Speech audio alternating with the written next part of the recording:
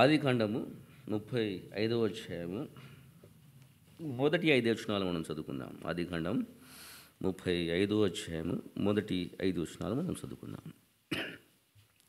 దేవుడు యాకోబుతో, నీవు లేచి బేతేలునకు వెళ్ళి అక్కడ నివసించి నీ సహోదరుడైన ఏశావు ఎదుట నుండి నీవు పారిపోయినప్పుడు నీకు కనబడిన దేవునికి అక్కడ బలిపీఠమును కట్టుమని చెప్పగా, యాకోబు తన ఇంటి వారితోనూ తన యొద్దనున్న వారందరితోనూ యొద్దనున్న అన్ని దేవతలను పారవేసి మిమ్మల్ని మీరు శుచిపరచుకొని మీ వస్త్రములను మార్చుకొనిడి. మనం లేచి బేతేలునకు వెళ్ళుదాము. నా శ్రమ దినమున నాకు ఉత్తరమిచ్చి నేను వెళ్ళిన మార్గమున నాకు తోడై ఉండిన దేవునికి బలిపీఠమును అక్కడ కట్టెదనని చెప్పెను. వారు తమ యొద్దనున్న అన్ని దేవతలన్నింటినీ తమ చెవులనున్న పోగులను యాకోబునకు అప్పగింపగా, యాకోబు షెకెము దగ్గరనున్న మస్తకి వృక్షం కింద వాటిని దాచిపెట్టెను. వారు ప్రయాణమైపోయినప్పుడు దేవుని భయం వారి చుట్టూన్న పట్టణముల మీద నుండెను కనుక వారు యాకోబు కుమారులను తరుమలేదు. చాలండి, చిన్న ప్రార్థన చేసుకుందాం. సర్వ ఘనతలకు పాత్రుంచున్నాము మంచి మెస్సయ, నీ కీర్తన వహించున్నాము కృతజ్ఞతలు. ఈ చక్కని మధ్యాహ్న కాలం మాకు అనుగ్రహించావు. నీ మాటలు వినుటకు వేచింటుండగా నీ కృపలో మమ్మల్ని బలపరుచుకుని చల్లని స్వరముతో నీ మాటలు మాకు అందింపజేసి మా స్వరము నీవై ఉండి విశేషంగా ఈ మాటలతో నీ వినుటకు వినగల చెవిని గ్రహించు మనసును మాకు అనుగ్రహింపజేసి నీ కృపలో అతని నీ మాటలు అందింపజేసి బలపరుచుకుంటా నమ్ముచు ఉదయకాల సమస్త స్థుతికి కారణభూతుడైన యేసుక్రీస్తు సర్వోన్నతమైన నామములో ప్రార్థించి బహుదీనులమై అడిగి వేడుకొనుచున్నాము తండ్రి, ఆమేన్. చదువుబడిన భాగం. యాకోబు గురించి తెలియని వ్యక్తి ఎవ్వరు కూడా లేడు. చాలామంది ఏది చదవకపోయినా ఆదికాండం మాత్రం చదువుతారు. సంవత్సరానికి మొదటిసారి ప్రారంభించినప్పుడు ఆదికాండం మాత్రం చదువుతారు. ఇక క్రొత్త నిబంధన గ్రంథంలో మత్తయి సువార్త, మార్కు సువార్త, లూకా సువార్త చాలామంది చదువుతారు. ఇది చాలా మంచి విషయం, చదువుతారు. అయితే వీటిలో చాలా విషయాలు ఉంటున్నాయి. యాకోబు దాదాపు లాబాను దగ్గర ఉన్నంత కాలం ఎవరిని మర్చిపోయాడు? యాకోబులో ప్లస్ పాయింట్, మైనస్ పాయింట్ కూడా చాలా ఉన్నాయి. చాలా మైనస్ పాయింట్ ఉన్నాయి. యాకోబు ఇక్కడ ఒక విషయాన్ని జ్ఞాపకం చేస్తున్నాడు. 2వ వచనం, యాకోబు తన ఇంటి వారితో తన యొద్ద ఉన్నవారందరితోనూ మీ యొద్దనున్న అన్య దేవతలను పారవేసి. ఏమంటున్నాడు ఇక? ఏమున్నాయంటే వారి దగ్గర ఏమున్నాయి? ఉన్నాయా? విశ్వాసులని పిలువబడుతున్నవాడు ఎవరు? యాకోబు. ఇశ్రాయేలు నా సొత్తైన ప్రజ అంటున్నాడు. నా సొత్తైన ప్రజ అంటున్నాడు. చాలా ప్రత్యేకింపబడిన ఒక జనాంగంగా మార్చాడు. ప్రత్యేకించబడిన ఒక జనాంగంగా ఆయనను మార్చివేశాడు. అబ్రాహాము ఇస్సాకు కన్నా యాకోబుకు ఒక చాలా గొప్పతనాన్ని ఇచ్చాడు. ఏంటి ఆ గొప్పతనం? 12 గోత్రాలు ఇచ్చాడు. 12 విషయాలు కూడా ఉంటున్నాయి ఆయన విషయంలో. మంచివి చెడ్డవి 12 విషయాలు కూడా ఉంటున్నాయి. అయితే వాటి జోలికి నేను ఇప్పుడు వెళ్ళటం లేదు, ఎందుకంటే చాలా సమయానుకూలంగా అయిపోతుంది. అందుకనే ఇక్కడ యాకోబులో కొన్ని మైనస్ పాయింట్లు కనిపిస్తున్నాయి. ఏంటి ఆ మైనస్ పాయింట్ అంటే, యాకోబు ఇంటిలో ఏమున్నాయి? విగ్రహారాధన, విగ్రహాలు ఉన్నాయి. ఎవరి యాకోబు? ఇశ్రాయేలు, దేవుని కుమారుడు. యాకోబు దేవుడు, అన్నీ తెలిసినవాడు. అయితే ఏమున్నాయి ఇంట్లో? ఈరోజు క్రైస్తవ కుటుంబాలలో ఉన్నాయా? ఈరోజు క్రైస్తవ కుటుంబాలు ఉన్నాయా? ఆ రోజులలో విగ్రహాలు ఉన్నాయి. ఈరోజు క్రైస్తవ కుటుంబాలలో ఆయనకు చూపించని, ఆయనకు విరోధంగా ఉంటున్న పాపాలు మనలో లేవా? అవి విగ్రహాలకు సమానమే. ఆ పాపాలు ఆ విగ్రహాలకు సమానమే. ఇక్కడ యాకోబు జీవితంలో, వారి కుటుంబంలో భార్యల వలన విగ్రహారాధనది ఆయన కొనసాగిస్తూనే ఉన్నాడు. ఎప్పుడైతే మాట్లాడిన దేవుడు, బేతేలులో మాట్లాడిన దేవుడు ఆ భయాన్ని జ్ఞాపకం చేసుకున్నాడు. ఏంటి ఆ భయము? నిద్ర మేలుకొని అన్నాడు, ఇది చాలా భయంకరమైన స్థలం అన్నాడు. ఏం తెలుసుకున్నాడు అక్కడ? ఇది దేవుని ఇళ్ళని తెలుసుకున్నాడు. ఇది భయంకరమైన స్థలమని తెలుసుకున్నాడు. తిరిగా జ్ఞాపకం చేసుకున్నాడు. ఎప్పుడు? తిరిగి ప్రయాణం చేసి వస్తున్నప్పుడు ఒకటి మార్చుకోవాలన్నాడు, ప్రత్యేకించుకోవాలి అనుకున్నాడు. ఏంటి ఆ ప్రత్యేకత? మీ యొద్ద ఉంటున్న విగ్రహాలను తీసి పారవేయడం. రెండో విషయాన్ని చూస్తాం. అదే 34వ అధ్యాయం మొదటి 2 వచనాలు. లేయా యాకోబునకు కనిన కుమార్తె అయిన దీనా. ఆ దేశం కుమార్తెలను చూడవెళ్ళెను. ఆ, ఆ దేశం నేలిన హివ్వీయుడైన ఆ, హామోరు కుమారుడగు షెకెము ఆమెను చూచి ఆ. ఆమెను పట్టుకొని ఆమెతో శయనించి ఆమెను అవమానపరిచెను. చాలండి. ఏం చూడవెళ్ళింది మా? ఏం చూడవెళ్ళింది? ఆ దేశపు అందాన్ని చూడవెళ్ళింది, ఆ దేశపు చందాన్ని చూడవెళ్ళింది, ఆ దేశపు కుమార్తెలు ఎలా ఉన్నారు అన్నది చూడవెళ్ళింది, ఎలా ఉన్నారు అన్నది చూడవెళ్ళింది. ఏం జరిగింది అక్కడ? యాకోబు జీవితంలో భార్యల వలన కూడా దేవుని భయం కనిపించడం లేదు, కుమార్తె దగ్గర కూడా దేవుని భయము కనిపించడం. సామెతల గ్రంథంలో అంటాడు, అందము మోసకరం అంటాడు. 31వ సామెతల గ్రంథంలో 30వ వచనంలో అంటాడు, అందము మోసకరమైనది. మోసకరమైన దానిని ఆవరింపబడిన దానై ఆమె వెళ్ళింది అక్కడికి. ఏం జరిగింది అక్కడ? ఆమె చెరపబడింది. అందాన్ని ప్రేమించింది.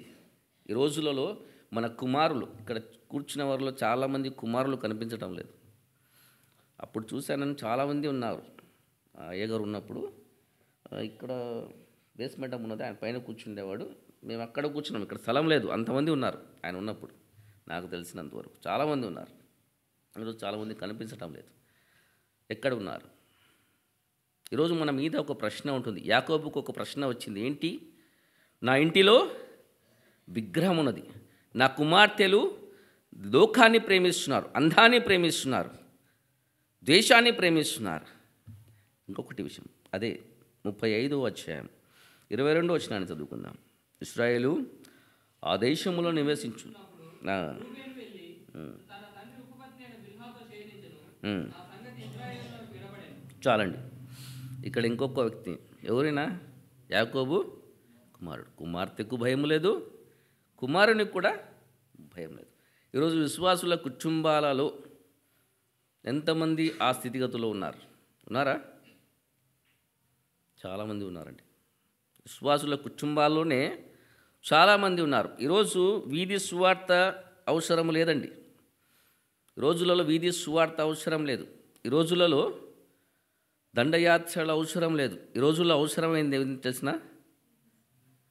మన సంఘము క్షేమాభివృద్ధి చెంది ఉండాలి, మన సంఘము క్రీస్తును తెలుసుకొని ఉండాలి, మన కుటుంబం, మన కుమారులు, మన కుమార్తెలు క్రీస్తును తెలుసుకొని ఉండాలి అన్నది ప్రాముఖ్యమై ఉంటుంది.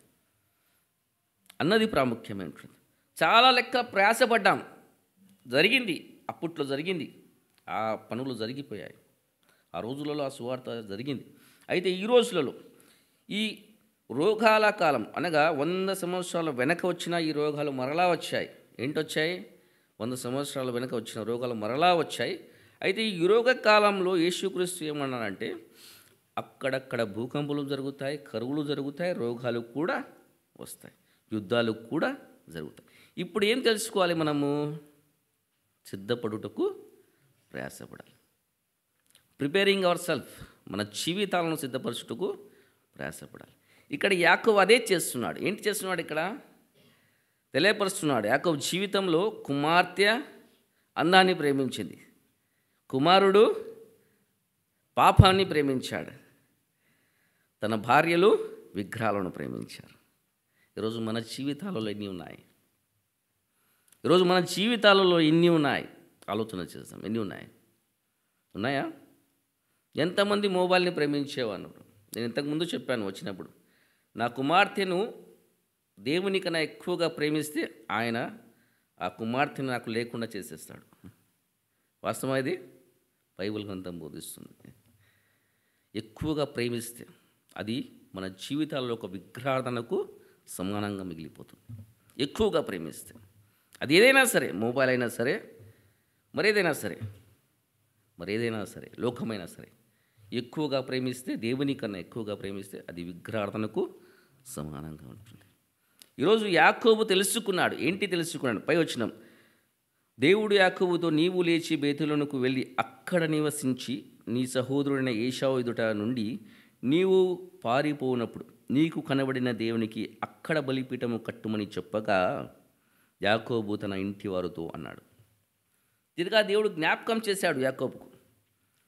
ఇదే యాకోబు 50వ అధ్యాయంలోనికి వచ్చేలకి తన పిల్లలకు నీతి పాఠాలు తిరగా నేర్పిస్తున్నాడు. ఎప్పుడు మర్చిపోయాడు?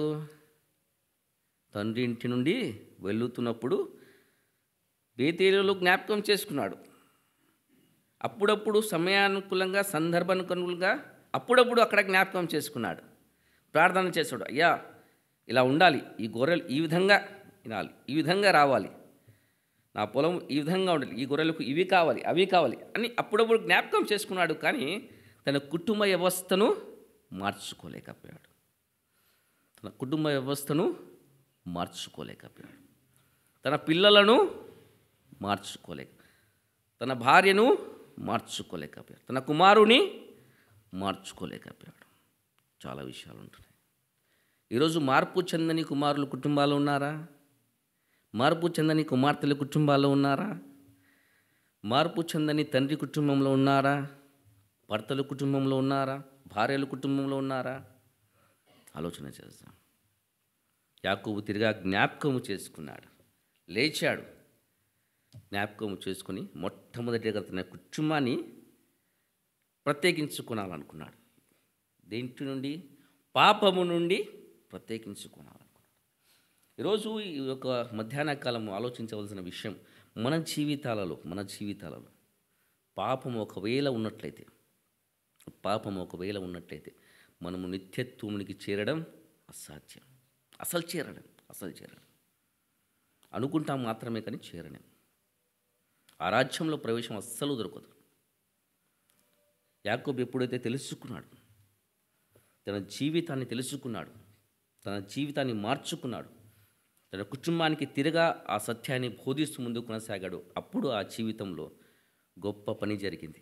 ఆ 12 గోత్రాలు ఆ తర్వాత చాలా విషయాలు వారికి బోధించారు. 4 కాండాలలో వారికి ఇవ్వబడిన ఆజ్ఞలు చూస్తే ఇంకెవ్వరికి ఇవ్వలేదు. అన్నీ ఇచ్చాడు, అన్నీ నేర్పించాడు. అయితే కానాను దేశానికి చేరింది ఎంతమంది? 2. ఇక్కడ కూర్చున్న ఎబ్నేజర్ మందిరావరంలో కూర్చుని నాతో పట్టుకుని నేను కూడా ప్రసంగం నాకు కూడా కదా, ఎబ్నేజర్ మందిరావరంలో కూర్చున్న మనమందరం ఎంతమంది చేరుతాము పరమ కానానుకు? లెక్క చూసుకునవలసి ఉన్నది. యాకోబు తెలుసుకున్నాడు, నా కుటుంబం ఇలాంటిది, ప్రత్యేకత నా కుటుంబంలో లేదు, నా భార్యలలో ఆ ప్రత్యేకత కనిపించటలేదు, నా కుమార్తెలో ఆ ప్రత్యేకత కనిపించటలేదు, నా కుమారులలో ఆ ప్రత్యేకత కనిపించటలేదు. వారు పాపంలో మునిగి ఉన్నారు. ఎక్కడ మునిగినారు? వారు పాపంలో మునిగి ఉన్నారు. వారు మార్పు చెందటం లేదు. అందుకనే బేతేలుకు వెళ్తున్నాడు. ఆ బేతేలు దగ్గర ప్రత్యేకించుకోవాలనుకుంటున్నాడు, మార్పు చెందాలనుకుంటున్నాడు. మార్పు చూచిన ఆ దేవుని దగ్గర తిరగా నేను ఆ స్థలంకు వెళ్ళకముందు నన్ను నేను ప్రత్యేకించుకోవాలి, నా కుమార్తెలను నా ఒక భార్యను ప్రత్యేకించుకోవాలి, నా ఒక కుమారుణ్ణి ప్రత్యేకించుకోవాలి అన్న విషయాలు జ్ఞాపకం చేస్తుంటున్నాడు. ఈరోజు మన జీవితాలలో ఇది ఒక ప్రశ్నగా మిగిలి ఉంటుంది. అన్నదమ్ములు కావచ్చు, అక్క చెల్లెండ్లు కావచ్చు, చాలామంది కావచ్చు, మార్పు చెందని వారు ఉన్నారా? క్రైస్తవ కుటుంబాలు చాలామంది ఉన్నారు. వీధులలో కాదండి సువార్త, ఈరోజు కుటుంబాలలో అవసరమైంది. కుటుంబాలలో చాలా అవసరమైంది. దాదాపు కొన్ని సంవత్సరాలు విమానాల దగ్గర నుంచి అన్నగారు కూడా చాలాసార్లు మా తండ్రి గారి కోసం ప్రార్థన చేశారు. కొన్ని సంవత్సరాలు వచ్చిన సేవకులందరూ వచ్చి ప్రార్థన చేసి వెళ్ళారు. అయితే ఆయనే మార్పు చెంది దేవుని సన్నిధికి వచ్చి కూర్చున్నాడు. ఇది చాలా గొప్ప విషయం. చాలామంది సేవకులు, అనుభవం కలిగిన సేవకులతో పట్టుకొని చిన్నవారి వరకు ప్రతి ఒక్కరు వచ్చి ప్రార్థన చేశారు. ఆయన దేవుని సన్నిధిలో కాలం గడుపుతున్నాడు. గొప్ప విషయం కదా. మార్పు చెందాలి, మార్పులోనికి తీసుకుని రావాలి. ఈరోజు క్రైస్తవ కుటుంబాలలో మార్పు లేనందువలన కుటుంబాలు ఏమైపోతున్నాయి? ఇప్పుడే ఆరాధనకు కొన్ని విషయాలు జ్ఞాపకం చేశారు పెద్దలు. అనేకులు రోగులను ఎందుకు రోగులు అవుతున్నారు? క్రైస్తవులు కాదా? ఎందుకు బలహీనులు అవుతున్నారు? క్రైస్తవులు కాదా? ఎందుకు మరణిస్తున్నారు? క్రైస్తవులు కాదా? ఎందుకు ఇవన్నీ వస్తున్నాయి? ఎందుకు రోగం వస్తుంది? ఎందుకు బలహీనత వస్తుంది? ఎందుకు మరణిస్తున్నారు? ఒక ప్రశ్నగా మనకు ఉండాలి. ఈ ప్రశ్న మనకు ఉండాలి. క్రైస్తవ కుటుంబాల్లో నివసిస్తున్నంత మాత్రాన నేను గొప్పవాడిని కాలేను, క్రీస్తును అనుసరించుట వలననే నా జీవితము గొప్పతనంలోనికి చేరగలదు. క్రీస్తును అనుసరించుట వలననే అనుసరణ జీవితం మనలో ఉండాలి. యాకోబు మర్చిపోయిన దానిని జ్ఞాపకం చేసుకుంటున్నాడు. మర్చిపోయిన దానిని జ్ఞాపకం చేసుకుంటాడు. కొన్ని సంవత్సరాలు మర్చిపోయాడు. 40 కొన్ని సంవత్సరాలు మర్చిపోయాడు. కొన్ని సంవత్సరాలు మర్చిపోయిన దాన్ని జ్ఞాపకం చేసుకుంటున్నాడు. పేతేలులో భయము పుట్టించిన ఆ కార్యాన్ని జ్ఞాపకం చేసుకున్నాడు. జ్ఞాపకం చేసుకుని తాను ప్రత్యేకించుకోవాలని ఆశపడ్డాడు. ఈరోజు మన జీవితాల్లో ప్రత్యేకత ఉన్నదా? క్రైస్తవులని పిలువబడుతున్న మన జీవితాల్లో ప్రత్యేకత ఉన్నదా? లేక ఇంకా అదే స్థితిగతుల్లో మనం ఉన్నాము? ఒక కుటుంబాన్ని జ్ఞాపకం చేసుకుందాం. చూడండి, కృత నిబంధన గ్రంథంలో కుటుంబాన్ని జ్ఞాపకం చేసుకుందాం. ఫిలోమోను రాసిన పత్రిక మొదటి అధ్యాయము మొదటి కొన్ని వచనాలు చదువుకుందాం. క్రీస్తు యేసు ఖైదీనైన పౌలును, సహోదరుడైన తిమోతియు మా ప్రియుడును జతపనివాడునైన ఫిలోమోనుకును, నా సహోదరి అయిన అల్ఫియకును, తోడి యోధుడైన అర్పిప్పునకును, నీ ఇంట ఉన్న సంఘమునకును శుభమని చెప్పి రాయనని మన తండ్రి అయిన దేవుని నుండి ప్రభువైన యేసుక్రీస్తు నుండి కృపయు సమాధానమును మీకు కలుగును గాక. చాలండి. కింది 4వ వచనంలో అంటాడు, నీ ప్రేమను గుర్చియు ప్రభు అయిన యేసు ఎడల సమస్త పరిశుద్ధులెడ నీకు కలిగి ఉన్న విశ్వాసమును గురించి నేను విని నా ప్రార్థనలందు నీ నిమిత్తము ప్రార్థన చేయొచ్చు ఎల్లప్పుడూ నా దేవునికి కృతజ్ఞతాస్తుతులు చెల్లించుచున్నాను. ఇక్కడ కూర్చున్న వారిలో ఈ సాక్ష్యం ఉన్నదా? ఒక కుటుంబం ఇక్కడ కనిపిస్తున్నది. ఏంటి ఈ కుటుంబము? ఫిలోమోనుకు ఒక సంఘం ఉన్నది. ఫిలోమోను చాలా ఆస్తిపరుడు అండి, చాలా ఆస్తిపరుడు. అయితే ఎంత ఆస్తి ఉన్నప్పటికీ ఆ ఆస్తి కన్నా దేవుని ప్రేమ ఎక్కువగా చూపించాడు. ఈ భూలోకం ముందు దేవుని ప్రేమను ఎక్కువగా చూపించాడు, చాలా ఎక్కువగా చూపించాడు. విశ్వాసులకు ఆతిథ్యము చేయటంలో, సేవాభారం కలిగి వెళ్తున్న వారికి సేవలు సహకారంగా ఉండుటలు, అనేకులను ఆదరించుటలు, అనేకులను బలపరచుటలు, అనేకులను స్థిరపరచుటలు, అనేకులను క్రీస్తు వైపుకు మళ్లించుటలు ప్రయాసపడినవాడు. ఈ కుటుంబం సహితంగా వారందరూ ఇంటి సహితంగా ఆ సంఘం సహోదరిని ఆఫియాకును, సహోదరుడైన పరిచారకుడైన అర్కీపునకును, ఎవరు? కుమారుడు, భర్త, భార్య ఎలా ఉన్నారు? ఇది విశ్వాసం ఉంది. ఏమంటాడు పౌలు? మీకు కలిగి ఉన్న విశ్వాసం, మీకు కలిగి ఉన్న ప్రార్థనా జీవితమును చూసి నా దేవునికి కృతజ్ఞతాస్తుతులు చెల్లించుచున్నాను. ఈరోజు మనలను చూసి ఎవరైనా ఈ విషయమైన సాక్ష్యం ఇవ్వగలరా? మనలను చూసి ఈ విధమైన సాక్ష్యం ఇవ్వగలరా? కుటుంబ సహితంగా మేము దేవుని సన్నిధానంలో ఉన్నామని ఆ సాక్ష్యం ఇవ్వగలిగిన వారు ఎవరైనా ఉన్నారా? ఒక్కసారి ఆలోచన చేస్తాం. ఎక్కడో కాదండి, ఈరోజు సువార్త మన కుటుంబాలలో అవసరంగా ఉంటుంది. ఈరోజు మన కుటుంబాల్లో అవసరంగా ఉంటుంది. మన కుటుంబాల్లో మార్పు లేని వారికి ఇది అవసరంగా ఉంటుంది. యాకోబు జ్ఞాపకము చేసుకున్నాడు, స్థితిగతులను జ్ఞాపకం చేసుకున్నాడు, పడిపోయిన స్థితిగతులను జ్ఞాపకం చేసుకున్నాడు, తిరుగా దేవుని దగ్గరికి వెళ్తుంటున్నాడు. ఇక్కడ ఇంకొక కుటుంబాన్ని చూస్తుంటాం. ఈ కుటుంబం విశ్వాసమందు, ప్రేమయందు, ప్రార్థనయందు పట్టుదల కలిగిన కుటుంబంగా కనిపిస్తున్నది. పరిచర్యందు పట్టుదల కలిగిన కుటుంబంగా కనిపిస్తున్నది. ఈ కుటుంబం చాలా బాధ్యత కలిగిన కుటుంబంగా కనిపిస్తుంది. చాలా కింది వచనాలు ఇంకా ఉనేసేమో అన్న విషయాలు చాలా ఉంటున్నాయి. అంటే వాటి జోలికి నేను వెళ్ళటం లేదు. ఆ కుటుంబాన్ని చూపిస్తుంటున్నాను.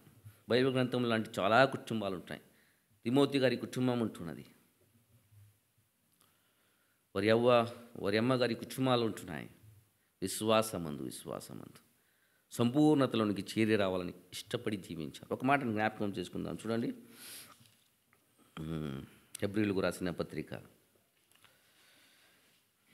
3వ అధ్యాయము 19వ వచనాన్ని చదువుకుందాం. కాగా అవిశ్వాసము చేత వారు ప్రవేశింపలేకపోయిరని గ్రహించుచున్నా. ఇశ్రాయేలీలు ఎందుకు ప్రవేశించలేకపోయారండి? ఎందుకు? సో ఇక్కడ కూర్చున్నవారు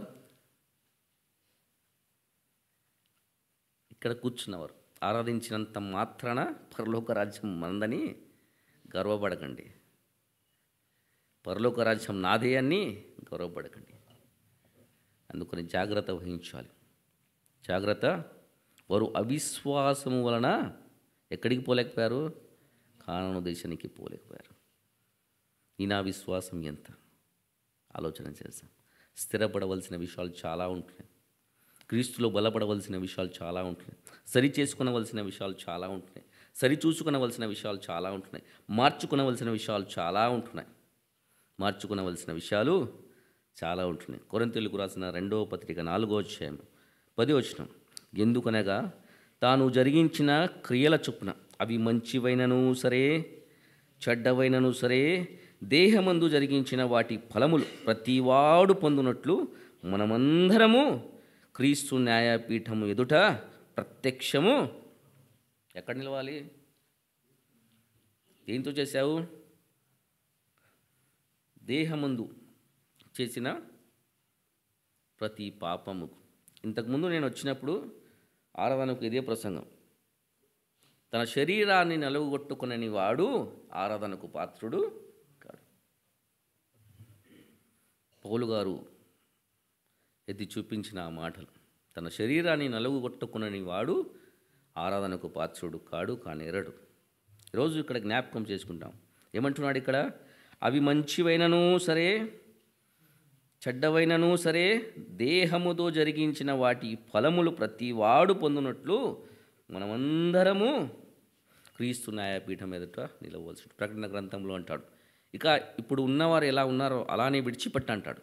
ఎందుకంటే ఆయనకు చాలా అయిపోయింది, ఇంకా చూసి చూసి చూసి చాలా అయిపోయింది. లూకా సువార్త ప్రతి సంవత్సరం ఈ వాక్యాన్ని చదువుతామా? ఏంటి ఆ వాక్యం చెప్పండి? లూకా సువార్త అంజూరపు కరెక్ట్ 13వ అధ్యాయము. ఎందుకు చదువుతాం ఈ వాక్యము?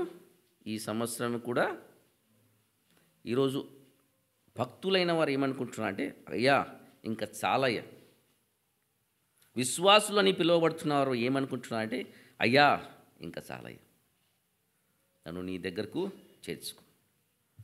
ఎందుకంటున్నారంటే, ఈ భూలోకములో విడవబడిన వారికి ఉంటున్న శిక్ష, ఆ భయంకరమైన పరిస్థితులు చాలా భయంకరంగా ఉన్నాయి. చాలా భయంకరంగా ఉన్నాయి. ఓర్వలేం, ఓర్చుకోలేం. వెంటాడుచున్నా కూడా మనం దాన్ని సహించలేం. అంత వేదన, అంత దుఃఖం, అంత బాధ మన మీదికి రానయించున్నది. అంత వేదన మన మీదికి రానయించున్నది. క్రైస్తవులని పిలువబడుతున్న మాత్రాన పరలోక రాజ్యం నాదని అనుకోకండి. ఎవరైతే క్రీస్తును సంపూర్ణతలోనికి చేరవస్తారు వారికి మాత్రమే అలా పిలువబడే అర్హత, ఆ భాగ్యం ఉన్నది. ఈరోజు నా కుటుంబంలో, మన కుటుంబాలలో వ్యక్తిగతంగా మనము ఆలోచించాలి. నా భర్త ఇక్కడ ఉన్నాడా? నా భార్య ఇక్కడ ఉన్నదా? నా కుమారులు ఇక్కడ ఉన్నారా? నా కుమార్తె ఇక్కడ ఉన్నదా? మనం ఆలోచించాలి. మరి నాకు ప్రశ్నలు లేవా? ఉన్నాయా? బ్రదర్ జాషువా అన్న గారు, ప్రశ్నలు ఉన్నాయా? చాలా ప్రశ్నలు ఉన్నాయి. నీకు అప్పగింపబడిన ఆ సంఘంలో ఎన్ని ప్రశ్నలు ఉన్నాయి ఆయనకు? సరే, విశ్వాసులుగా పిలువబడుతున్న పెద్దలైన వారు ఎన్ని ప్రశ్నలు ఉన్నాయి? నీ కుమారుడు ఎక్కడా? పిలిచావా? వచ్చాడా? మార్పు చెందాడా? ఎన్ని ప్రశ్నలు ఉండొచ్చు.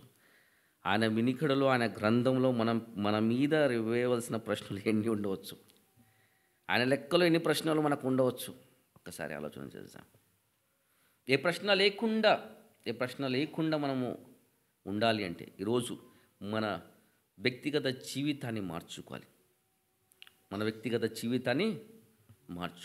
ప్రత్యేకింపబడిన యాకోబును జ్ఞాపకం చేసుకున్నాం.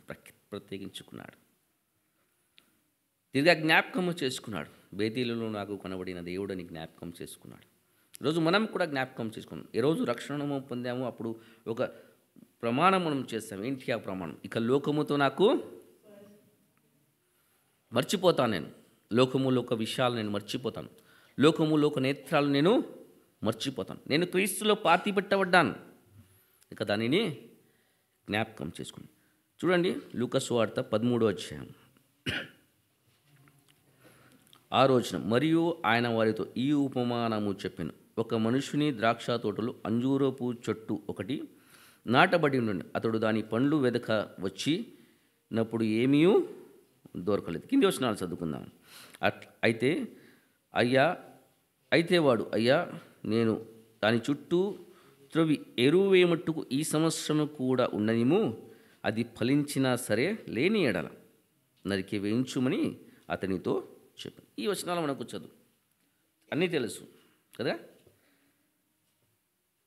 అన్నీ తెలుసు కదా. ఈ వచనాలు ప్రతి సంవత్సరం వింటాం కదా. సంవత్సరానికి మొట్టమొదటి ప్రసంగం ఎవరైనా వచ్చినా కూడా ఇదే ప్రసంగం. మాకు కూడా అలా అక్కడ కూడా ఇదే ప్రసంగం ఎక్కువ ఉంటుంది. ఏంటి ద్రాక్ష చెట్టు అంటే ఇశ్రాయేలు, అంజూరపు చెట్టు అంటే అన్యులని పిలువబడుతున్న మనమందరం. ఆ ద్రాక్ష చెట్టులో ఏ చెట్టును వేశాడు ఆయన? అంజూరపు చెట్టును వేశాడు. ఉపమాన రీతిగా చెప్పు, అంజూరపు చెట్టు అనగా అన్యులైన మనందరినీ కూడా దానిలో చేర్చాడు. ఏం జరిగింది అక్కడ? చెట్టు ఏం చేస్తుంది? ఏం చేస్తుంది చెట్టు? పచ్చగా ఉంది. అయితే ఏం జరగడం లేదు అక్కడ? ఫలాలు కనిపించడం లేదు. ఏ చెట్టు దగ్గర ఇచ్చారు? ద్రాక్ష చెట్టు దగ్గర వేశాడు. ఎక్కడ? ఇశ్రాయేలుతో మీరు సహపౌరులు కారు, వాగ్దానమును నిబంధన లేని పరజనులు అన్నాడు. అస్సలు లేనే లేదు మన కొరకు, వారితో మనకు సహవాసమే లేదు. అలాంటి వారి దగ్గర మనలను చేర్చాడు. ఇప్పుడు మీరు రాజులైన యాజక సమూహం అన్నాడు. ఏమన్నాడు? ఇప్పుడు మీరు రాజులైన యాజక సమూహం. ఎంత గొప్ప భాగ్యం అండి! ఇంత గొప్ప భాగ్యము పొందిన మనం అందరము ఇంకా ఎలా ఉన్నాం? ఏమంటున్నాడు అక్కడ? ఫలించని స్థితిగతిలో ఉన్నాం. ఇంకా క్రీస్తును ధరించని స్థితిగతిలో ఉన్నాం. ఇంకా క్రీస్తును అనుసరించని స్థితిగతిలో ఉంటున్నాం. ఇంకా క్రీస్తులో సరి అయిన స్థితిగతిలో చేరి రాని వారి స్థితిగతిలో మనం ఉన్నాం. ఇంకెన్నాళ్ళు మార్పు చెందవా? నువ్వు మార్పు చెందవా? కాలము సమయము చాలా మారిపోయిందండి. కాలము సమయాలు చాలా మారిపోయాయి.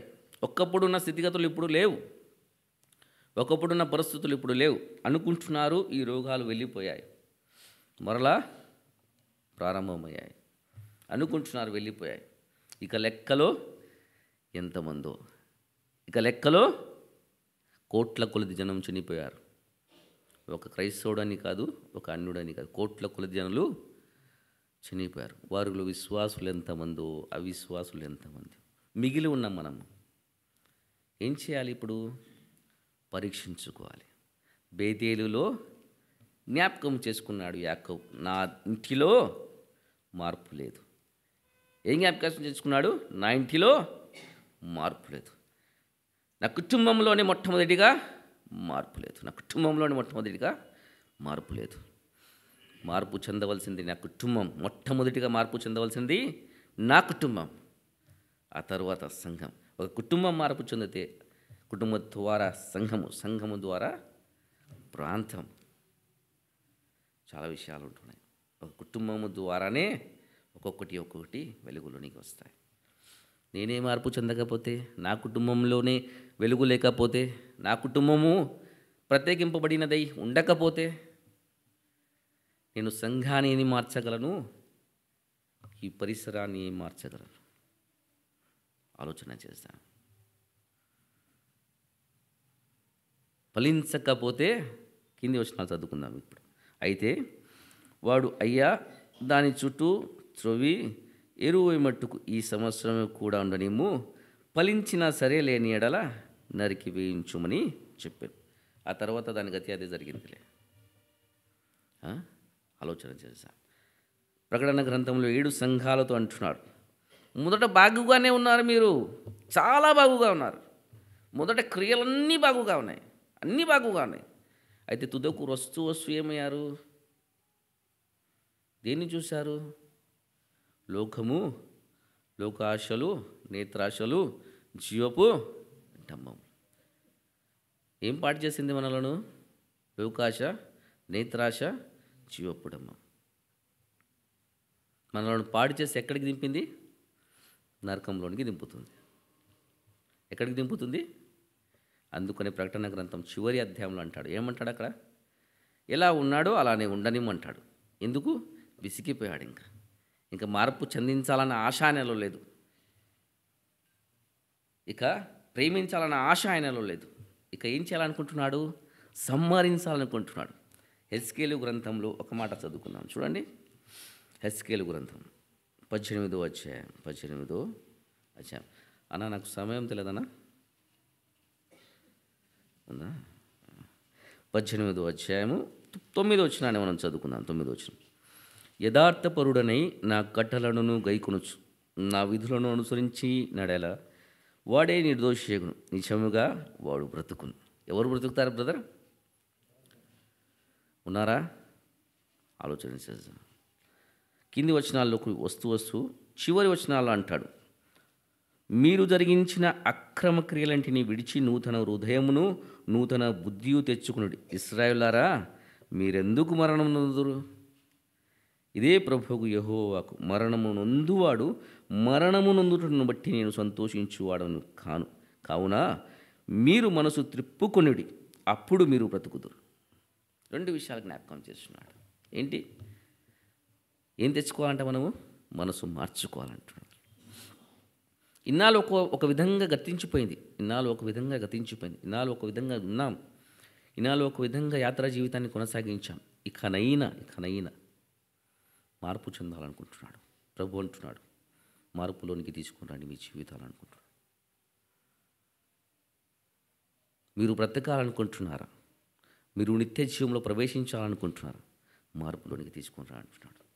హెస్కేలుతో అంటున్నారు, పుత్రుడా చక్కగా నిలువుము. ఈరోజు మనందరితో మాట్లాడుతున్నాడు ప్రభు. మనం మార్పు చెందవలసిన విషయాలు చాలా ఉండవచ్చు. కంటి చూపు విషయంలో, నోటి విషయంలో, నాలుక విషయంలో, హృదయంలో ఎన్ని ఉన్నాయంట? కొలసి పత్రికలో ఏమంటున్నాడు? చంపివేయమంటున్నాడు. ఏ విషయాలు చంపేసుకోవాలి చూడండి ఆ మాట. కొలసీలకు రాసిన పత్రిక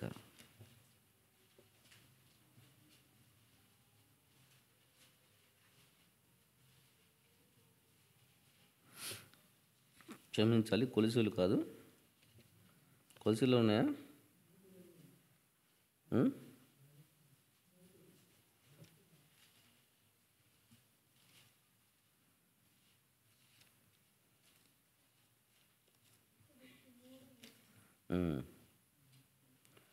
మూడు 5 కావున భూమి ముద్దన మీ అవయములను అనగా చారవత్వమును, అపవిత్రతను, కామతురతను, దురాశను, విఘ్రాణదైన ధనాపేక్షను చంపి వేయుడు.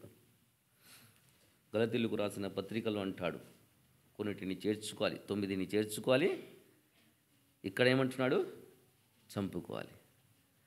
ఉన్నాయా? క్రైస్తవ జీవితంలో ఒక్కొక్కని హృదయంలో ఎన్ని నింపబడి ఉంటున్నాయి? అన్నగారు మనం ప్రసంగం చేస్తున్నాడు, ఇంత ఉంటుందంట. ఇంత దానిలో ఎన్నో లెక్కలేనన్నీ ఉన్నాయి. ఆ గుండె ఇంతే, అయితే ఎన్నో లెక్కలేనన్నీ ఉన్నాయి. సో చంపి వేసుకోవాల్సినవి చాలా ఉంటున్నాయి.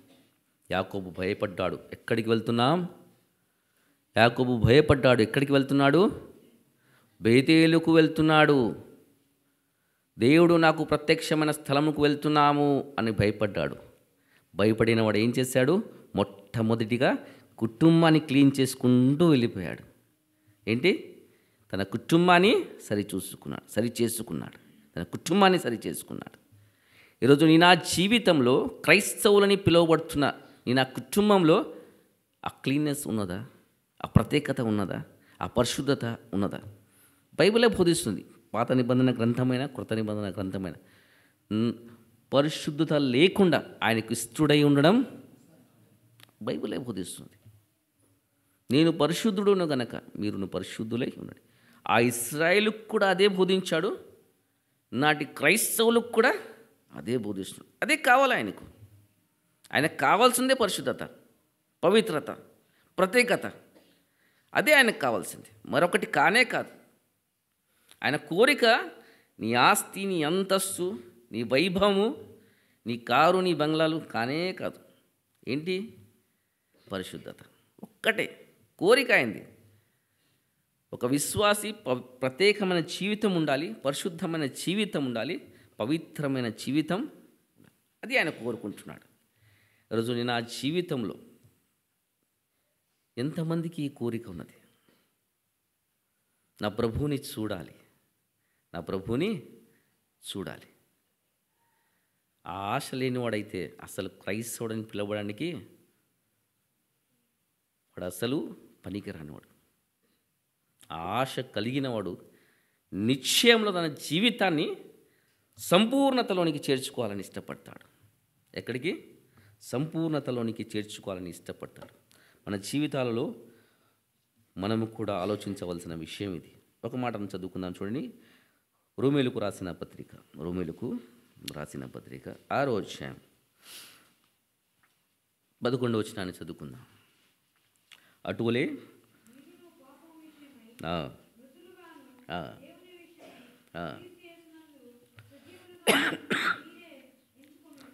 చాలండి. ఏమంటున్నాడు ఇక్కడ? అపోస్తుడైన పౌలు గారు రోమాపత్రికను రాస్తూ ఒక సత్యాన్ని తెలియపరచడం. అది 23వ వచనంలో కూడా, ఏలైనగా పాపమూలన వచ్చు మరణము జీతము మరణం, అయితే దేవుని కృపావరణ మన ప్రభువైన యేసుక్రీస్తునందు నిత్య జీవం. ఆయనకు పాపం అంటేనే పడదు, ఆయనకు పాపం అంటేనే పడదు.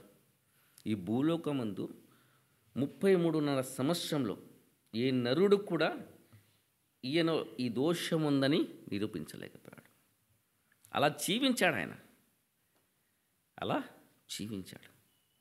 ఏ నరుడు కూడా, ఏ రాజు కూడా, ఏ అధికారి కూడా, ఏ మంత్రి కూడా, ఆ రోజుల్లో ఉన్న గొప్ప గొప్ప వారు కూడా, ఏ సైనికుడు కూడా నిరూపించలేకపోయాడు ఈయనలో దోషం ఉన్నదని. ఆయన కోరిక కూడా అదే. విశ్వాసులని పిలువబడుతున్నవారు సమరయ స్త్రీ ద్వారా అన్యజనులందరూ కూడా క్రీస్తులోనికి చేర్చబడిన ఆ దినము మొదలుకొని అపోస్తుడైన పౌలు గారు, తోమా గారు ప్రకటిస్తూ వస్తున్న సువార్త ప్రకారంగా అందరిలో ఉన్న మాట ఏదంటే, వారు పాపము లేకుండా బ్రతకాలి, పాపము లేకుండా బ్రతకాలి. అప్పుడే నిత్య జీవానికి వారసత్వం పొందగలం. నేను ఈరోజు మరణించిన, రేపు మరణించిన నిత్యత్వంలో ఉంటానన్న నమ్మకము, ఆ ధైర్యము మనలోనికి వస్తుంది, మనలోనికి వస్తుంది. ఆ ధైర్యం కలిగి మనము జీవించాలి. అందుకని పౌలు అంటున్నాడు, అటువలే మీరును పాపము విషయమై మృతులుగాను, దేవుని విషయమై క్రీస్తు యేసునందు సజీవులుగాను మిమ్మును మీరే ఎంచుకున్నాడు. ఎంచుకుందామా? ఆ ధైర్యం మనకున్నదా? ఆ సాహసం మనకున్నదా? ఆ సంపూర్ణత మనకున్నదా?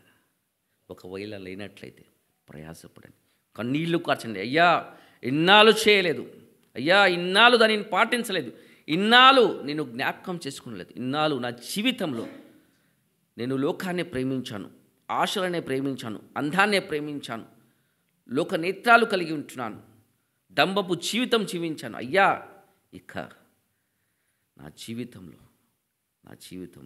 నీ కృపను అనుగ్రహించి తిరిగా నేను నీ వైపుకు చూస్తున్నాను, నన్ను సరిచేయి, నా జీవితాన్ని సరిచేయి అని ప్రార్థన చేశాం. కన్నీళ్లు కారుస్తాం. ప్రభు ఆలకించువాడు, ప్రభు అనుగ్రహించువాడు, ప్రభు మహిమలో మనలను చేర్చువాడు. ఎందుకనగా మన జీవితాల్లో ఆశీర్వాదన కృప ఆయన తప్ప ఇంకెవ్వరు కూడా ఇవ్వరు. తెస్సలోనికు రాసిన మొదటి పత్రిక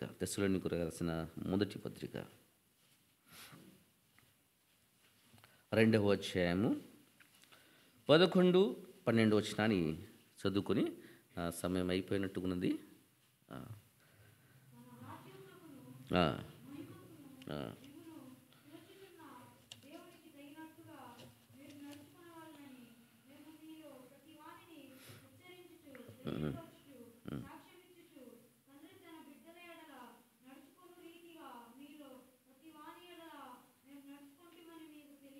చాలండి. ఇక్కడ ఒక విషయాన్ని జ్ఞాపకం చేసుకుని నా ప్రసంగాన్ని నేను ముగిస్తున్నాను. ఏంటి ఇక్కడ జ్ఞాపకం చేస్తున్న విషయం అంటే, అపోస్తుడైన పౌలు తెస్సలోనికలో ఉంటున్న సంఘం, అన్యులుగా ఉంటున్న ఒక సంఘము, అక్కడ ఏర్పాటు చేయబడిన ఆ సంఘంలో ప్రయాసపడిని వారికి సత్యాన్ని బోధిస్తూ తెలియపరుస్తున్న విషయం ఏదనగా, తన రాజ్యమునకు మహిమకు మిమ్మును పిలుచుచున్న దేవునికి తగినట్లుగా మీరు నడుచుకునవలని మేము మీలో ప్రతి వానిని ఏం చేయాలంట? మనము ఏం చేయాలి? ఇప్పుడు హెచ్చరించాలి, ధైర్యపరచాలి, సాక్ష్యం ఇవ్వాలి. ఇక మనం ప్రారంభించవలసిన విషయం ఏదంటే, ఏంటి హెచ్చరింపు? మరణం వెంటాడుచున్నది, మరణం వెంటాడుచున్నది, మన వెనువెంట పరిగెత్తుచున్నది. ఇదిగో జీవంలో ప్రవేశించాలనుకుంటున్నావా? మృతులవై జీవంలోనికి వెళ్ళాలనుకుంటున్నావా? యేసుక్రీస్తును పాటించడానికి ముందుకురా. చాలామంది పాటించడం లేదండి, నటన జీవితం జీవిస్తున్నారు. అస్సలు పాటించడం లేదు, నటన జీవితం జీవిస్తున్నారు. ప్రత్యేకించి ఆలోచిస్తాం, మనలో ఎంతమంది నటన జీవితంలో ఉన్నాం? ఎంతమంది ఉన్నాం? మనం ఆరాధించాం, రొట్టె రసంలో పాలు పంపులు పొందాం, పరలోక రాజ్యం దొరుకుతుంది. అస్సలు దొరకదు. అనుకుంటున్నాం, అది భ్రమ మాత్రమే, కానీ అది దొరకడం అంత సామాన్యమైన విషయం కాదండి. దానిలో ఉండవలసిన క్వాలిఫికేషన్, దానిలో ఉండవలసిన ప్రత్యేకత, దానిలో ఉండవలసిన పరిశుద్ధత లేకపోతే అసలు అడుగు పెట్టడం కాదండి, అక్కడికి వెళ్ళడమే చాలా కష్టతరం. అందుకనే జాగ్రత్త వహిస్తాం, హెచ్చరిస్తాం, ధైర్యపరుస్తాం, సాక్ష్యం ఇస్తాం. ఎక్కడికి నడిపించాలని? క్రీస్తులోనికి నడిపించాం. తగినట్లుగా మన జీవితాలలో ఇది చాలా ప్రాముఖ్యమైనది. మన జీవితాలలో ఇది చాలా ప్రాముఖ్యమైనది. అది కొలసలకు రాసిన పత్రిక 1వ అధ్యాయం 22వ వచనాన్ని చదువుకున్నాను. తన సన్నిధిని పరిశుద్ధులుగాను నిర్దోషులుగాను నిరపరాధులకు నిలబెట్టుకున్నట్టు ఆయన మాంసయుక్త దేహమందు మరణం వలన ఇప్పుడు మమ్మలను సమాధానపరచును. అది 13వ వచనం. ఆయన మనలను అంధకార సంబంధమైన అధికారం నుండి విడుదల చేసి తాను ప్రేమించి తన కుమారుని యొక్క రాజ్య నివాసులుగా చేశాను. ఇది ఇచ్చాడు, ఇది ఉంది, గ్యారంటీ ఉంది. ఇది ఎవ్వరు తీసివేయలేరు, డెఫినెట్గా ఉంది. ప్రకటన గ్రంథంలో 2 క్లియర్ చేసేసాడు. ఏంటంటే పరలోక రాజ్యం ఉంది, సంఘము కూడా ఉంది, పెళ్లి కుమార్తె కూడా ఉంది. క్లియర్ చేశాడు. ఉన్నారు, అన్నీ సిద్ధపడి ఉన్నారు, క్లియర్ చేసేసాడు, ఉన్నాయి. అందుకని యోహాను ప్రకటన గ్రంథాన్ని రాయడానికి ఆయనను పద్మాసు దీపంలో పరవాసి చేసి తీసుకుని వెళ్ళాడు. అన్నీ ఉన్నాయి, ఆయన చెప్పినవని అక్కడ ఉన్నాయి. అయితే ఇక్కడ కూర్చున్న మనందరిలో ఒక ప్రశ్న, యాకోబులా భయం మనలో ఉన్నదా? ఎక్కడికి వెళ్తున్నాడు యాకోబు? బేతేలుకు వెళ్తున్నాడు. మనం ఎక్కడికి వెళ్తున్నాం? యాత్రికుడా ఎక్కడికి వెళ్తున్నాడు? మన ప్రయాణం ఎంతవరకు? పరమ కానాను వరకు యాత్ర కొనసాగించాలండి. ఒక్కరోజు కాదు. ఈరోజు వాక్యం విన్న తర్వాత ఇక మార్పు చెందాం చాలనుకుంటే వెళ్ళలేం. నేను భూలోకములో నా కొన ఊపిరి వరకు పవిత్రత పరిశుద్ధత కాపాడుకొనకపోతే ఆ రాజ్యంలో ప్రవేశం లేదు. కొన ఊపిరి వరకు కాపాడుకొనకపోతే ఆ రాజ్యంలో ప్రవేశము లేనే లేదు. మోషే లాంటి నాయకుడే చేరలేకపోయాడు. కొన్ని సంవత్సరాలు పట్టింది తిరిగా దానిని చూడడానికి. ఎప్పుడు చూశాడు? యేసు ప్రభు భూలోకం ముందు ఉండగా చూడడానికి అవకాశం దొరికింది దానికి. కొన్ని సంవత్సరాలు. సో ఆయనకు అవకాశం అనేది దొరికింది. మనకుంటుంది అవకాశము? ఒక్కసారి ఆలోచన చేస్తాం. కాలము సమయాలు మారిపోతుంటున్నాయి. అనుభవం కలిగిన వారు వెళ్ళిపోతున్నారు, చింతలేదా? నీతిమంతులైన వారు కొనిపోబడుతున్నారు, చింతలేదా? ఎందుకన్నాడు ఆ మాట? ఇక వాక్యము మన మధ్యలో ప్రకటించువారు ఉండరండి. అది సత్యం దానిలో ఉన్నది. ఇక వాక్యం ప్రకటించువారు ఉండరు, దాన్ని విడదీసి చెప్పేవారు ఉండరు, దాని బోధనలు చేసేవారు ఉండరు. వారు వెళ్ళిపోయిన తర్వాత మరి ఇంకేం నేర్చుకుంటాం? అందుకని దీపం ఉండగానే ఇప్పుడే ఈ సమయం అందే మనం సరి చేసుకుంటూ వెళ్ళిపోవాలి. నేను అనటం లేదు మీరు వెలుపల వెళ్ళి సరి చేసుకున్న తర్వాత లోపలికి రండి అని చెప్పడం లేదు. లోపల ఉంటూనే మనం సరి చేసుకుంటూ వెళ్ళిపోవాలి. లోపల ఉంటూనే జీవితాలు మార్చుకుంటూ వెళ్ళిపోవాలి. లోపల ఉంటూనే. వెలుపల ఉంటే ఏది కూడా మార్చుకోలేం. వెలుపల ఉంటే లోకముని ప్రేమిస్తాం, లోపల ఉంటే సంఘాన్ని ప్రేమిస్తాం, కుటుంబాన్ని ప్రేమిస్తాం, దేవుని ప్రేమలో నిలిచాం. అందుకని ఇశ్రాయేలు సర్వ సమాజంతో ఉంటారు. మీరు పూర్ణ మనసుతోనూ, పూర్ణ భక్తితోనూ, పూర్ణ విశ్వాసంతో మీ దేవుడైన యెహోవాను, ఇది మనం చేయవలసిన పని. పరిపూర్ణతలోనికి మనం చేరి రావాలి, పూర్ణతలోనికి మనం చేరి రావాలి. కొన్నాళ్ళు గతించిపోయాయి, సంవత్సరాలు గతించిపోయాయి, కాలాలు గతించిపోయాయి. ఇక కాలము బహు కొంచెంగా, హెబ్రీ పత్రిక అంటాడు కదా, బహు కొంచెంగా ఉన్నది. ఇక రానున్నాడు ఆలస్యము చేయక ఆయన చెప్పిన దానిలో ఇప్పటికే ఇశ్రాయేలు జనాంగము ఈ లెక్కలు చేసి పూర్తి చేశాడు. 75% ఆయన రెండవ రాకడకు సూచనగా ఉన్న విషయాలు జరిగిపోయాయంట. మిగిలిందంతా 25%. 75 పూర్తి 75 పూర్తి అయ్యాయంట. లెక్కలో మిగిలిందంతా జాగ్రత్త వహిద్దాం. కఠిన హృదయాన్ని మార్చుకుందాం, నూతన బుద్ధి తెచ్చుకుందాం, నూతన ఆలోచన తెచ్చుకుందాం, నూతన మనసు తెచ్చుకుందాం, నూతన అలవాట్లు తెచ్చుకుందాం. క్రీస్తులోనికి స్థిరపడడానికి ఇష్టపడదాం, సంపూర్ణతలోనికి చేరి రావడానికి ఇష్టపడదాం. ఎప్పుడైతే మనం సంపూర్ణతలోనికి చేరి వస్తామో అప్పుడే క్రీస్తు మనలను చూసి ఆనందిస్తాడు, సంతోషిస్తాడు. ఆయన రాజ్యంలోనికి, ఆయన మహిమలోనికి ఆహ్వానిస్తాడు. ఆహ్వానం ప్రతి ఒక్కరికి ఇష్టమే అండి. కొన్ని సంవత్సరాలు కానీ, కొన్ని అయ్యగారుకు ఆయన వయసు ఎంతో తెలియదు నాకు. అయ్యగారు ఆయన వయసు ఎంత? 59 సంవత్సరాలు అనుకోండి. ఒక 30 సంవత్సరాల తర్వాత, ఒక ఎన్ని సంవత్సరాలు అయ్యగారు మీరు నమ్ముకుని దేవుణ్ణి? అంటే ఒక 30 సంవత్సరాలు అనుకుందాంలే, ఎక్కువ తక్కువ 30 సంవత్సరాల యాత్రా జీవితాన్ని కొనసాగించి అసలు పరలోక రాజ్యం వెళ్ళకపోతే ఆ బాధ ఉండదా? ఆ దుఃఖం ఉండదా? ఆ వేదన ఉండదా? కొన్ని సంవత్సరాలు విశ్వాసులని పిలువబడిన తర్వాత ఎందుకు పిలువబడ్డాము? ఆ రాజ్యంలోనే వెళ్ళకపోతే మరి ఎందుకు ఈ క్రైస్తవ జీవితం? అందుకనే యాకోబు జ్ఞాపకం చేసుకున్నాడు. ఎక్కడికి వెళ్తున్నాం? బేతేలుకు. మనం ఎక్కడికి వెళ్తున్నాం? పరమ కానానుకు వెళ్తున్నాం. యాకోబు బేతేలుకు వెళ్తున్నాడు, మనం పరమ కానానుకు వెళ్తున్నాం.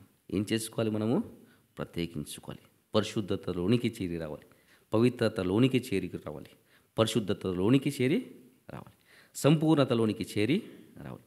అప్పుడే క్రీస్తులో గొప్ప బహుమానము మనం పొందగలం. ప్రభు తన వినికిడిలో ఈ వాక్యాన్ని దీవెనకరంగా ఉంచున్నాక దాదాపు ఈ ప్రాంతంలో వచ్చినప్పటి నుండి ఆ స్వరం మారిపోయింది. ఎందుకనగా మాకుంటున్న అక్కడ నీటు వేరు, అన్నగారు చూశారు, ఆ పరిస్థితులు వేరు. ఇక్కడికి వచ్చిన తర్వాత నీటి వలన చాలా ప్రయాణం చేశాం. అంటే రాత్రులలో 4 గంటలకు 3 గంటలకు అలా ప్రయాణం జరిగింది. రాత్రుల్లోనే ప్రయాణం ఎక్కువ జరిగాయి. సో అందుకని చలి వలన ఈ ప్రాంతాలు కొంచెం స్వరం మాకు మారిపోయింది. మా కోసము, మా పరిచర్య కోసం ప్రార్థించండి. అక్కడ కూడా ఇప్పుడు దండయాత్ర చాలా కష్టతరంగా ఉంటున్నది. అంటే ఆర్ఎస్ఎస్ వాళ్ళు, శివసేన వాళ్ళు చాలా ఇబ్బందికరంగా ఉంటున్నారు.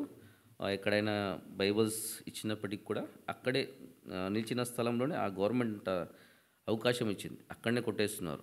పోలీస్ స్టేషన్ల వరకు ఇప్పుడు ఒక సహోదరులు కూడా ఉన్నట్టుగా ఉన్నారు. ఒక వారి కుటుంబం ఒక జైల్లో, సహోదరుడు ఒక జైల్లో ఉన్నట్టుగా కనిపిస్తున్నది. అందుకని వారి కోసం కూడా మనం ప్రార్థన చేద్దాం. వ్యక్తిగత మా సంఘం కోసం ప్రార్థన చేయండి. మా పరిచర్య కోసం కూడా ప్రార్థన చేసి మీ అందరి నిమిత్తం అన్నగారు ఈ సంఘం ఎందుకనగా ఎబ్నేజర్ కదా, ప్రతిసారి జ్ఞాపకం చేసుకుంటాం. వచ్చినప్పుడల్లా జ్ఞాపకం చేసుకుని అన్నగారు ప్రతి విషయాలు పంపిస్తుంటాడు. అప్పుడప్పుడు సంఘంలో ఇది జరుగుతుంది, కూడికలు ఉన్నాయని అప్పుడప్పుడు వస్తుంటాం. ప్రభు కృప ఈ సమయంలో చేర్చుకొని ఈ యొక్క పరిచర్యలో పాలు పంపులు పొందే కృప ఈ సంఘంలో సహోదరులు అన్నగారు సంఘం కూడా అవకాశాన్ని కల్పించినందుకు మీ అందరికీ నా హృదయపూర్వక వందనాలు తెలియజేస్తున్నాం. కఠినంగా మాట్లాడేందుకు మన్నించాలి, ఎందుకనగా వాక్యం ఇలానే ఉన్నది. నేను మార్పు చేయలేను, ఇలానే ఉన్నది. మార్పు చెందవలసినది మనం. వాక్యం మార్చలేము, వాక్యము మార్చలేము, మనమే మారాలి. అందుకని మార్పు చెంది క్రీస్తుకు తగినట్లుగా జీవించి ఆయన రాజ్యంలో, ఆయన మహిమలో చేరి వెళ్ళిపోతాం. ప్రభు తన వాక్యాన్ని ఆశీర్వాదకరంగా దీవెనకరంగా ఉంచుకున్నాక చిన్న ప్రార్థన చేసుకుందాం. ఘనత వహించిన దేవా, నీకు స్తోత్రం. నీ కృప లేనిదే ఈ దినము, ఈ అవకాశం మాకు లేదు. భూలోకంలో యాత్ర జీవితం కష్టకరంగా, దుఃఖకరంగా ఉంటున్నాయి, రోగకరంగా ఉంటున్నాయి, వేదనకరంగా ఉంటున్నాయి. అయినప్పటికీ ఈ ఉదయకాలం మాకు అనుగ్రహించావు. నీ సన్నిధి కాంతిలో నా తండ్రి ఆరాధించుటకు మాకు అవకాశాన్ని కల్పించావు. కృతజ్ఞతలు తెలియజేస్తుంటున్నాం. రాజా, ఎంత ప్రేమ నిన్ను జ్ఞాపకము చేసుకున్నట. ఇది ఆశీర్వాదకరమైన విషయం. ఇదిగో భూలోకమందు మీరు చేస్తున్న దాన్ని పరలోకమందు నాతో కూడా చేయనంత వరకు నాతో కూడా చేయనంత వరకు నేను దీనిని పుచ్చుకున్నానన్న వాగ్దానం చేసిన దేవా నీకు కృతజ్ఞతలు తెలియజేస్తుంటున్నాం. ఉదయకాలంలో విశేషంగా మధ్యాహ్న కాలంలో తని నీ కృపను అనుగ్రహింపజేసే స్థానిక సంఘంలో నా జాషువన్న గారు, వారి కుటుంబం, ఇంకా సంఘము నా తన ఎబ్నేజర్ సంఘాన్ని విశేషంగా ఆశీర్వాదకరంగా దీవెనకరంగా ఉంచి ఈ ప్రాంతాలలో వాడుకుంటున్నందుకు నీ కృతజ్ఞతలు తెలియజేస్తున్నాం. ఆయా కుటుంబాలు, చాలా కుటుంబాలు ఉంటున్నాయి నా తండ్రి. వారి వారి జీవితాలు, వారి తలంపులు, వారి ఆలోచనలు, ఇంకా కుటుంబాలలో మార్పు లేని స్థితిగతులు ఉన్నవారు ఉన్నారేమో, ఇంకా నిన్ను అంగీకరించని కుటుంబాలు ఉన్నారేమో. రాజా, ఒక్కసారి వారి హృదయాలు, వారి తలంపులు నా తండ్రి ప్రేరేపింపజేసి వారందరూ నీ వైపుకు చూచుటకు నా దేవ మంచి మనస్సు వారికి అనుగ్రహించండి. వారి తలంపులు మార్చివేయమని ప్రార్థిస్తుంటున్నాం. వారి జీవితాలలో సత్యాన్ని గ్రహించే మంచి మనస్సు వారికి అనుగ్రహించమని ప్రార్థిస్తున్నాం. రోగముతో వృద్ధాంపంలో బాధపడుచున్న నీ బిడ్డలు అనేకులు ఉండవచ్చు. వారందరినీ దర్శించి మంచి ఆరోగ్యం అనుగ్రహించమని ప్రార్థిస్తుంటున్నాం. దయగలిగినా నీ కృప లేనిదే మా జీవితాల్లో ఆశీర్వాదకరమైన విషయం లేనే లేదు. కాలము, సమయాలు మారిపోతుంటున్నాయి, అనుకూలతలు మారిపోతుంటున్నాయి. దయగలిగినా నీ యొక్క అనుకూల సమయం ప్రాప్తించు వరకు, నీ రాకడ వరకు మేమందరము తండ్రి ఇలానే నీతిని అనుసరించి యథార్థపరులుగా ఉంటూ నాతని భక్తితో, న్యాయముతో, నాతని విశేషంగా విశ్వాసమును స్థిరపడిన వారమే నీవు నీ రాజ్యముతో, నీ మహిమతో వచ్చినప్పుడు ఎత్తబడే స్థితిగతులు ఉండులాగున అవును తండ్రి. విశేషంగా మా అందరి జీవితాలను విశేషంగా నీలో స్థిరపరిచి బలపరచమని విశేషంగా ఈ యొక్క మధ్యాహ్న కాలంలో నాతని సంఘాన్ని, సేవకులను నీ చేతులకు అప్పగిస్తూ ముందుకు సాగుచుండగా ఘనత వహించిన యేసుక్రీస్తు సర్వోన్నతమైన నామములో ప్రార్థించి బహుదీనులమై అడిగి వేడుకొనుచున్నాము తండ్రి. ఆమేన్. అందరికీ వందనాలు.